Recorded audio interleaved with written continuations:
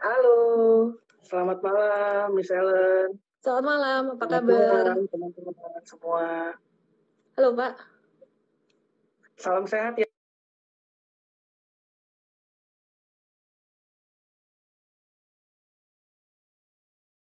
Ya, mau nanya, Pak. Bicara tentang potensi bisnis BRI, pasca right issue ini gimana, Pak, dengan adanya holding ultra? Iya, halo, selamat malam. Halo, ya, Ya, Pak. mungkin Ya. Potensi bisnis ya, Bank BRI gimana ya, Pak, setelah right issue dengan adanya holding ultra mikro? oke. Mungkin di sini terkait dengan potensi bisnisnya ya.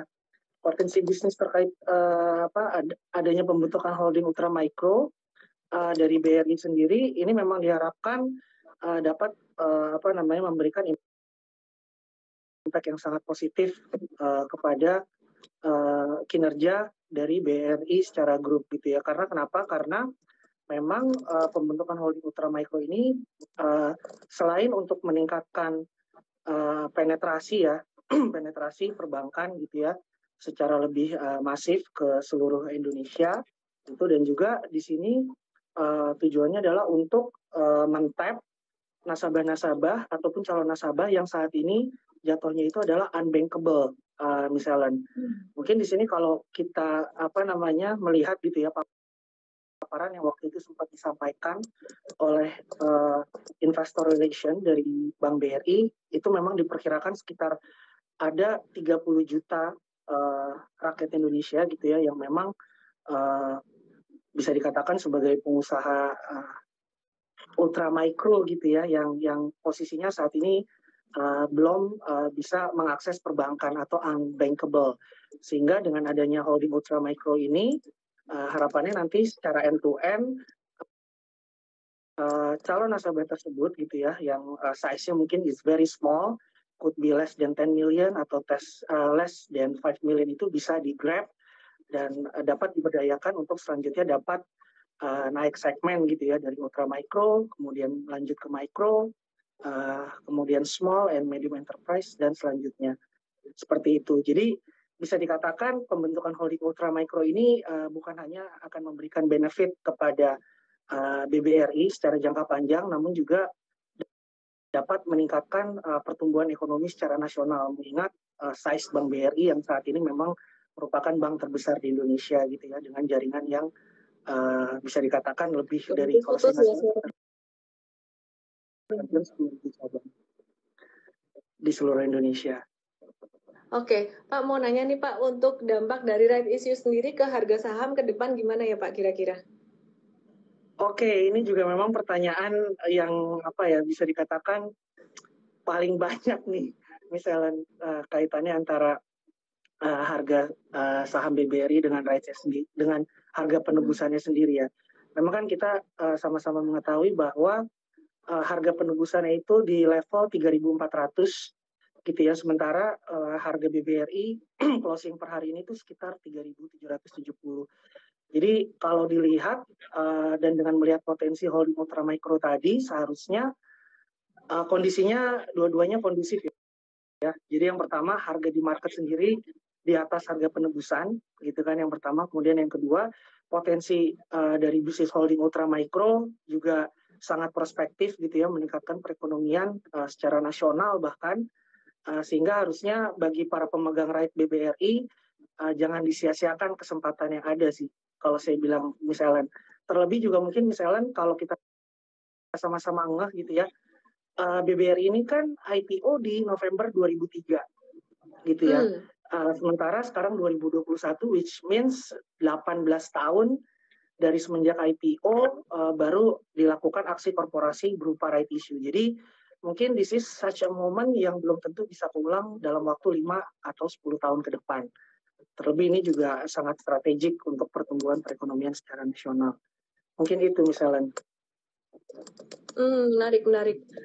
Iya, ini banyak teman-teman yang nanya nih Pak, right issue Ya, BRI tebus nggak ya? Kalau saya sih bilangnya teman-teman yang mau investasi jangka panjang wajib tebus nih gitu. Mungkin banyak ya. teman-teman yang penasaran kenapa sih BRI ini melakukan right issue atau penerbitan saham baru? Oke, jadi kenapa BBRI melakukan right issue?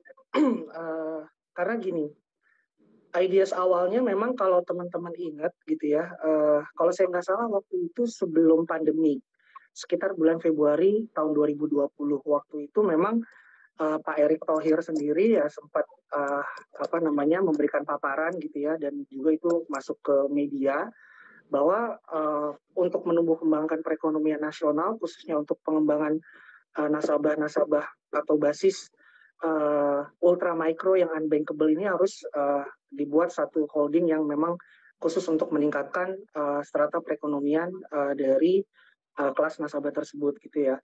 Nah, di situ akhirnya memang tercetus ide untuk dilakukannya pembentukan holding ultra mikro. Tapi memang dikarenakan adanya pandemik ini, dampaknya menjadi tertunda. Kalau saya nggak salah waktu itu harusnya di awal semester 2 2020, tapi baru kebentuk sekarang.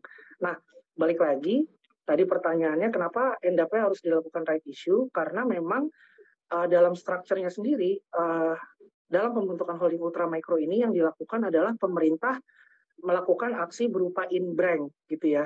In-bank itu apa? In-bank itu adalah memindahkan aset pemerintah, spesifik untuk hal ini adalah saham Pegadaian dan juga saham PNM yang tadinya itu memang BUMN gitu ya, tapi sekarang nantinya akan masuk ke dalam ekosistem BBRI atau masuk ke under uh, structure dari Bank BRI.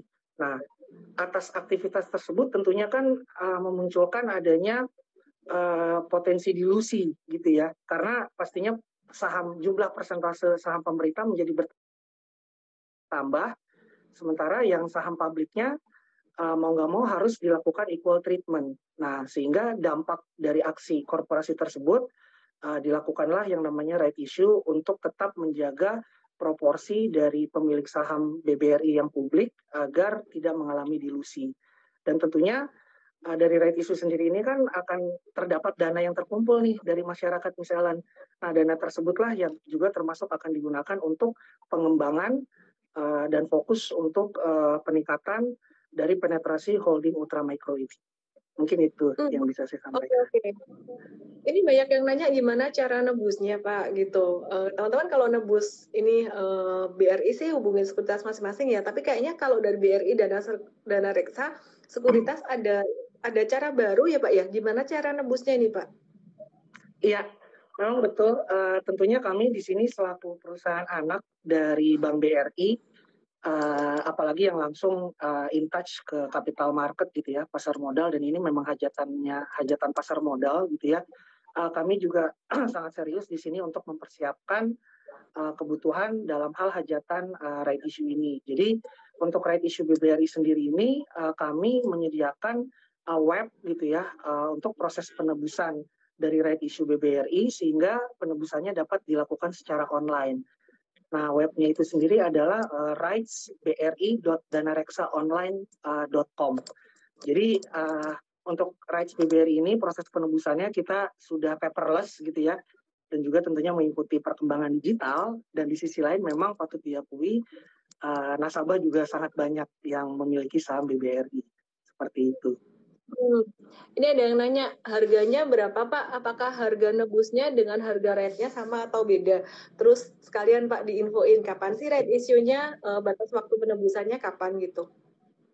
Oke, jadi kalau kita balik lagi ya, harga penebusannya itu di 3.400 gitu ya. Sementara kan harga marketnya saat ini sekitar per closing tadi 3.770. Jadi harusnya masih sangat favorable apabila teman-teman ingin melakukan penebusan, karena ya kita akan dapat saham di harga yang sudah ditetapkan yang lebih rendah dibandingkan dengan harga market. Itu yang pertama. Nah, tanggal-tanggal penting yang harus dicatat, tentunya kita sudah sama-sama tahu tadi Cum-Rite sudah lewat, X-Rite juga sudah lewat tanggal 7 dan tanggal 8 September. Nah, yang menjadi titik poin krusial adalah mulai besok Senin di tanggal 13 September hingga 22 September sebelum pukul 11.30 WIB misalnya. Karena itu adalah momen untuk dilakukannya exercise atau penebusan right issue dari BBRI, dan di sisi lain juga merupakan trading period dari right BBRI itu sendiri. Nah, untuk tradingnya sendiri itu dilakukan di pasar tunai dan dilakukan di sesi 1 market. Seperti itu. Oke. Ya, jadi teman-teman kalau ngelihat saat ini sih dari M-Trade sendiri ya, kita ngelihat untuk harga saham BRI ini kayaknya udah nggak akan turun jauh lagi. Kalaupun ada turun, menyesuaikan dengan harga right issue ini lebih dikit rasanya ya. Jadi saya pribadi sih mulai beli BRI untuk investasi, terutama aku kasih tahu anak-anakku karena sempat aku ajakin mereka trading saham-saham bank digital, terus cut loss mereka. Ya kebetulan aja pas turun ya, sempat untung juga waktu itu. Jadi saya mulai ajarin untuk ini juga.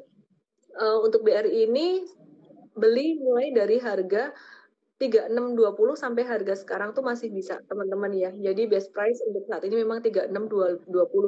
Apakah akan turun sampai ke harga 3400 harga right issue-nya? Kayaknya enggak deh. Kalau melihat ini kayaknya enggak, tapi disclaimer juga, who knows. Kalaupun sampai turun ke situ ya sebagai seorang investor yang jangka panjang justru malah itu kesempatan untuk masuk. Yang terpenting adalah berinvestasilah sesuai dengan nominal, yang sesuai dengan profil resiko teman-teman. Jadi jangan terus di angka sekarang dihajar beli bleh, terus kemudian nanti kalau ada koreksi atau gimana panik. BRI ini termasuk salah satu saham yang cocok kalau kalian pengen terapkan strategi DCA atau dollar cost averaging. Dan DCA atau dollar cost averaging ini saya nggak mau yang DCA-nya sepanjang tahun, sepanjang masa. Saya mau lakukan DCA dollar cost averaging atau beli secara konsisten itu jika harganya dan valuasinya masih cukup murah. Kalau valuasi BRI saat ini bisa dibilang fair, slightly discounted, sedikit terdiskon, dan juga untuk harga sahamnya juga sekarang masih cukup terdiskon dibandingkan dengan beberapa bulan yang lalu. Harga BRI saat ini udah diskon sekitaran, aku hitung dulu berapa persen ya, dari level tertingginya, info lain, oke. Dia sudah sempat terdiskon sekitaran 25% dari level tertinggi dari Januari, terendahnya tuh di Agustus kemarin. Ya, jadi kalau sampai harga sekarang ya ini discounted 23%. Jadi ini masih sangat menarik sekali buat teman-teman coba untuk investasiin. Dan harga sekarang 3780 itu sama rendahnya dengan harga di Mei 2021 dan juga di November 2020. Jadi lumayan discounted. Kalau untuk BCA udah agak mahal teman-teman ya, baik secara harga maupun valuasinya. Demikian pula dengan BNI gitu. Jadi Bank Mandiri sendiri gimana?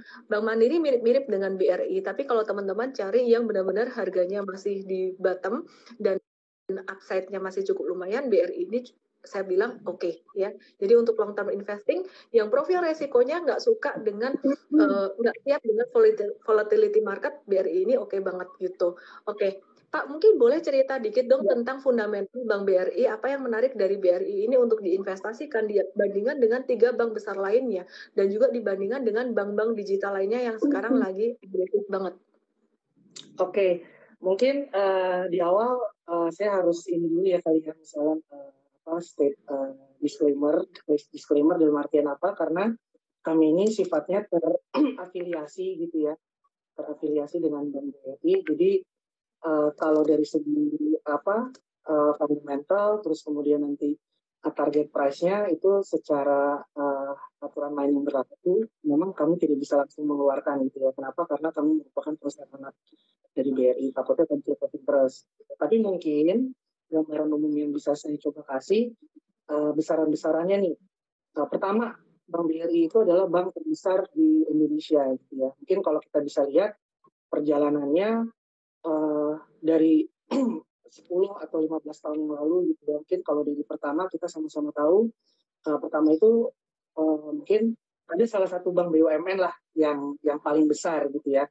Tapi along the way dikarenakan model bisnis dari Bank BRI ini yang memang sangat merakyat gitu ya, namanya juga Bank Rakyat Indonesia gitu ya, ke semua pelosok dan juga militan mungkin kalau saya bilang, impact-nya growth in terms of organiknya itu sangat-sangat signifikan gitu, sehingga di tahun kalau saya ingat 2017 akhirnya waktu itu Bank BRI menyalip dan masuk ke dalam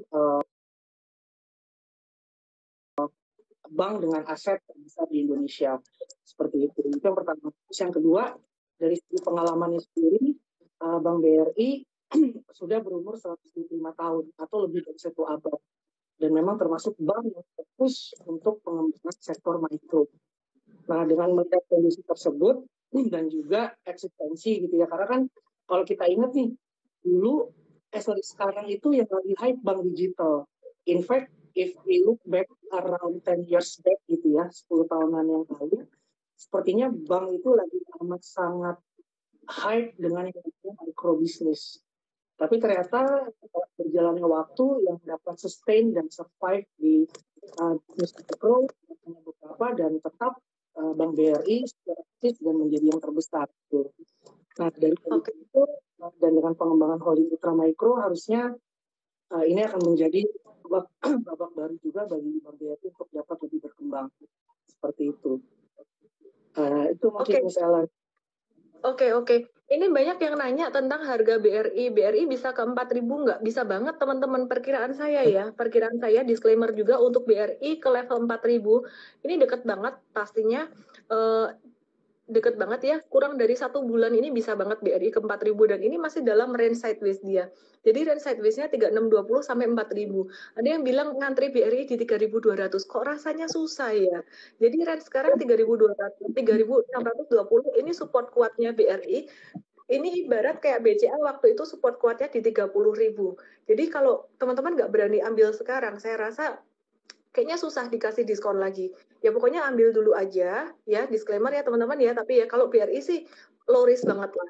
Buat investasi ambil dulu aja. Kalau misalkan ada turun atau ada koreksi, boleh ambil lagi. Tapi kalau nggak ada koreksi, bulan depan dia masih di range harga tersebut atau malah justru naik, itu tetap teman-teman mesti ambil lagi. Nah, cara ambilnya gimana? Maksud tiap bulan hajar beli terus? Enggak, ya dialokasikan. Tiap bulan mau masuk berapa tuh dialokasikan. Dan saya rasa untuk harga sahamnya sendiri ini masih sangat terjangkau sekali. Sekarang di level 3780 itu kalau teman-teman pakai beli satu lot aja itu 378.000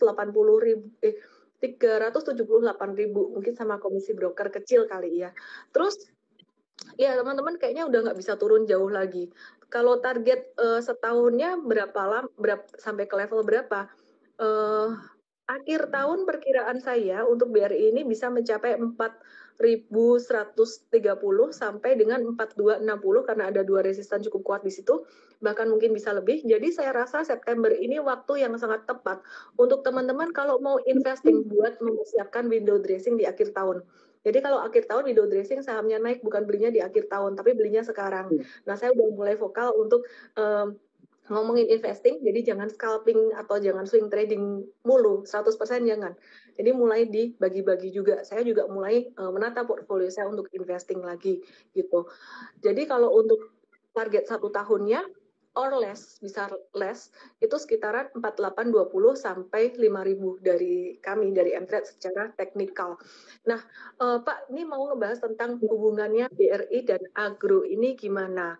Ya, jadi ini banyak banget teman-teman yang nanyain tentang agro juga. Pastinya nanti aku akan bahas secara teknikal BRI, Agro Niaga, dan Bank Rakyat Indonesia. Ini gimana sinerginya? Ya, thank you Miss Ellen. Jadi kalau untuk sinerginya sendiri memang dari BRI kan akan berekspansi menjadi holding ultra micro, dan di situ juga peran BRI Agro tetap sangat dibutuhkan gitu ya, karena BRI Agro memang di set untuk kemudian menjadi bank digital. Jadi harapan kedepannya dengan adanya holding ultra micro dan di sisi lain adanya support perusahaan anak yaitu Agro dalam kolaborasi bisnis bank digital, kedepannya nanti diharapkan akan menjadi sinergi dan berbentuk hybrid bank gitu ya. Hybrid dalam artian apa? Dalam artian kombinasi baik antara konvensional dan juga dengan digital banking. Jadi memang fokus pertama itu adalah penguatan dari sisi holding ultra micro-nya, tapi setelah itu stabilizing, dengan adanya ARM dari BRI yang merupakan bank digital yaitu BRI Agro, tentunya penguatan ekspansi atau boosting ekspansi dari holding Ultramikro ini dapat dilanjutkan gitu ya, dan dapat dikembangkan untuk lebih ekspansif lagi ke depannya. Jadi ibaratnya bukan kanibalisme, bukan jeruk makan jeruk nih. Justru masing-masing itu saling memiliki kompetensi dan ekspertisnya sehingga dapat dikolaborasikan dan dapat disinergikan untuk meningkatkan performa BRI secara grup. Oke. Ya, jadi kalau BRI Agro ini kan ada sinergi dengan BRI juga. Tadi banyak juga teman-teman yang nanyain secara teknikal gimana. Secara teknikal hari ini ada reversal, jangka pendek dia bisa menguat menguji level 2260. Tapi saya agak kurang suka untuk pattern ini ya, kayak saucer kebaliknya di AGRO, di agro.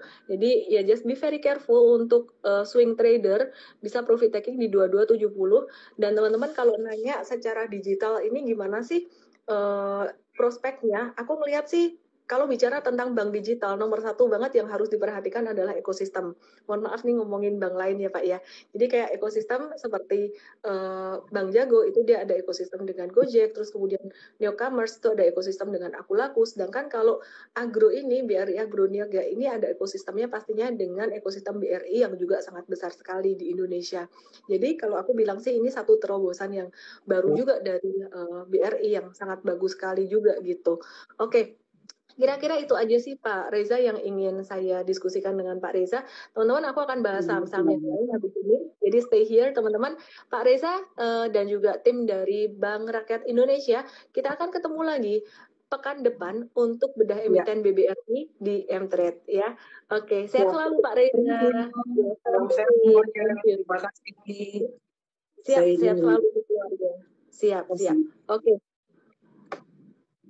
Pengen banget join M-Trade, semoga besok uangnya masuk ke M-Trade atau reject ke Hongkong di Ken Atari.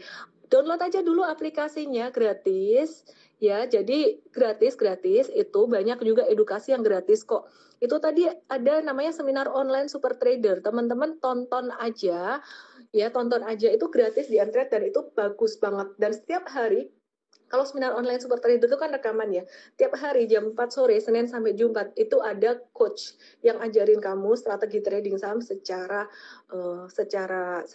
live gitu. Oke ya. Bris gimana? Banyak yang nanyain Bris juga hari ini. Basically saham-saham banking yang udah turun lumayan beberapa hari kemarin, hari ini mengalami technical rebound. Tapi saya nggak yakin naiknya akan kenceng. Naiknya akan ke resisten terdekat, cari aja MA20. Kalau BRI Syariah itu di 2160. Arto dan Agro aku udah bahas tadi. Arto udah aku bahas di depan. Ya, jadi kalau Arto sendiri ini patternnya yang paling cakep. Kenapa? Karena dia bukan jatuhnya kayak twing terus naik gini, enggak. Ini kalau jatuh kayak gini naik sekali dia masih bisa turun lagi. Tapi kalau Arto tuh bentuk jatuhnya tuh kayak gini. Iya. Nih, perhatikan. Dia jatuh, terus kemudian dia membentuk pola double bottom. Jadi untuk Arto sendiri kemungkinan ini bisa sampai ke level, nih aku deketin ya, 15.550 ini. Oke, jadi buat swing trading dulu aja sih. Kalau mau hold sampai beberapa bulan ke depan gimana? Intinya kalau kamu siap dengan fluktuasi ya nggak apa-apa, boleh-boleh aja. Bisa jadi saat ini menjadi bottom. Nah kalau misalkan mau nge-hold Arto sampai beberapa bulan ke depan, ya harus mesti punya pembatasan risiko di bawah 13.600 itu harus udah exit sampai breakdown dari situ. Tapi kalau teman-teman mau hold, jadi hold jangka menengah, nanti dia naik kena 15.500 itu bakalan turun lagi, naik turun terus sampai level 18.350 itu resisten kuat, mungkin koreksinya akan agak lama, tapi setelah itu kemungkinan dia bisa lanjut naik lagi. Jadi kalau jangka menengah sih sebenarnya menarik saat ini, timing yang cukup bagus kalau teman-teman mau buy on weakness.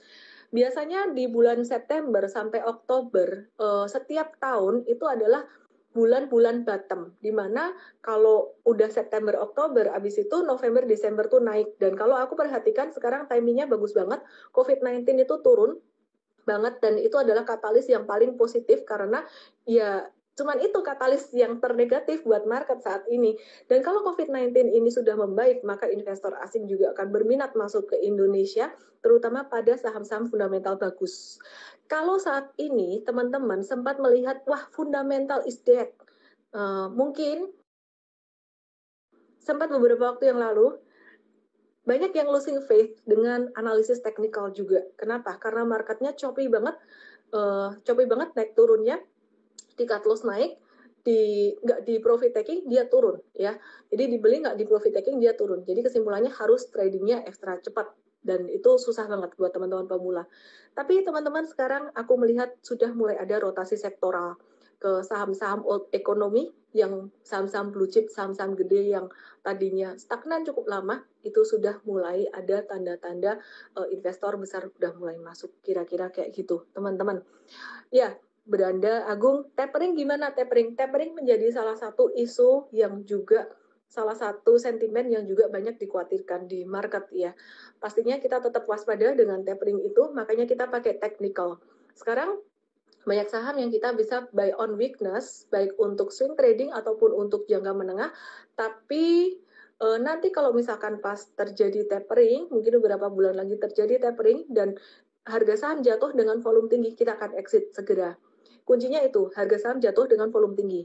Sedikit out of topic dari saham, koin, kripto beberapa hari kemarin, itu dalam sehari, harga saham jatuh, bahkan nggak usah ngomong sehari, dalam 1 jam dia harga koinnya jatuh sekitaran 25%, terus kemudian mantul lagi naik. Perhatikan, pas dia jatuh, volumenya besar, koin itu dia beberapa hari terakhir naik, volumenya kecil. Jadi dia naik untuk jatuh lagi. Be very careful, Mtrade belum agresif untuk entry di koin. Tadi cuma ada trading Luna dikit, tapi be very careful. Jadi saya melihat kalau habis jatuh dengan volume besar, ini koreksinya belum berakhir gitu. Oke ya. Merah lagi kan koin ya. Koin kopito, kripto maksudnya teman-teman. Mungkin Unilever bisa naik jika bikin berita akuisisi emiten tech. Unilever akan naik jika COVID-19 membaik. Jika inflasi naik, itu akan menambah revenue dari Unilever karena dia bisa naikin harga produknya. Jadi ya kalau mau value investing di Unilever ya sekarang sih sebenarnya lagi murah-murahnya. Tapi berapa lama teman-teman bisa sabar? Kalau saya perhatikan better di perbankan itu geraknya lebih cepat. Jadi selain di perbankan yang sekarang bisa value investing, properti konstruksi juga saya rasa akan lebih cepat. Di komoditi itu juga saya rasa lebih cepat juga untuk Tekim dan INKP ini juga udah mulai naik juga gitu. Oke ya. MPPA, Mtrade ada beli beberapa hari kemarin dengan patternnya inverse head and shoulders, belum berhasil breakout dari pattern itu di resistance 1020, tapi kita masih ngelihat hari ini tadi dia turun atau koreksi dengan volume yang kecil aja, jadi kita masih hold, masih cukup menarik gitu. Anyway, agro juga udah aku bahas. Grandly, rokok gimana rokok? Rokok ini selama nggak ada berita buruk tentang cukai rokok, ya sebenarnya dia sideways aja. Dan bicara tentang rokok, GGRM, HMSP, ini kalau teman-teman mau masuk strateginya value investing, bukan strategi trading. Kuat-kuatan mental, kalau misalkan mau beli sekarang dan simpan sampai setahun ke depan, saya rasa dia juga akan menguat, juga akan naik. Tapi belum tentu naiknya akan secepat saham-saham lain seperti properti dan juga perbankan tadi. Jadi saya sih prefer mungkin kalau mau value investing lebih ke sektor yang geraknya akan lebih cepat. Consumer good masih agak lambat gitu. BBHI kenapa naik? BBHI hari ini tadi dia mengumumkan red issue sebanyak-banyaknya 11 miliar saham dengan nilai nominal 100 per saham.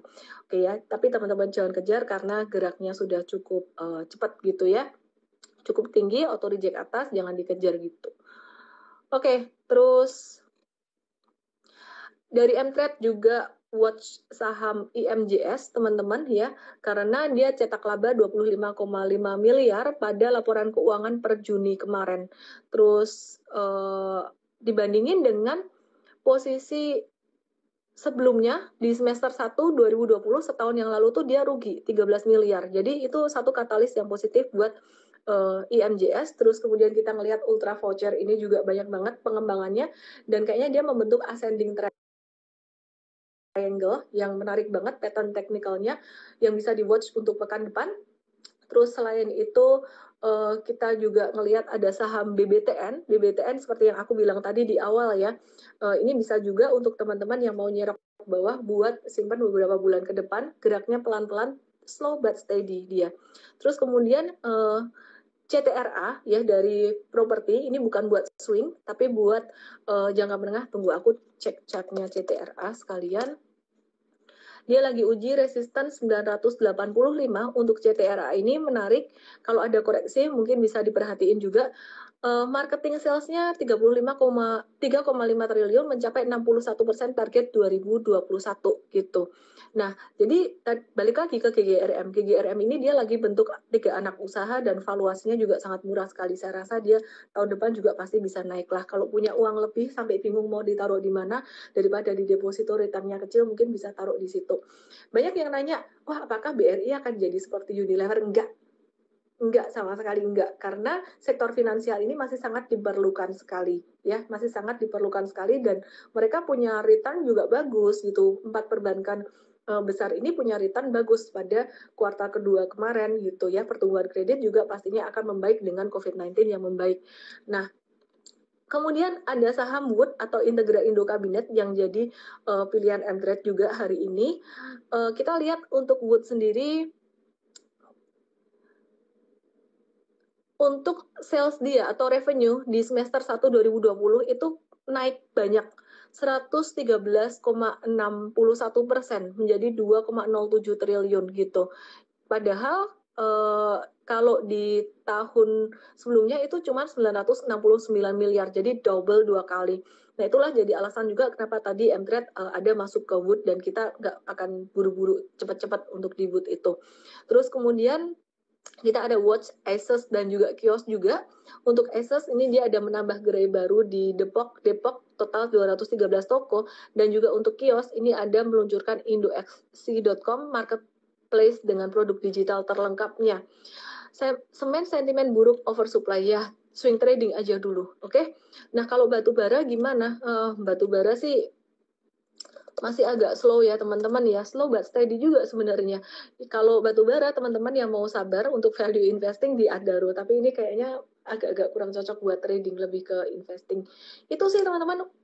Anyway, saya off dulu sampai di sini dulu. Kita ketemu lagi besok jam 10 pagi. Jangan lupa download aplikasi MTrade karena acara besok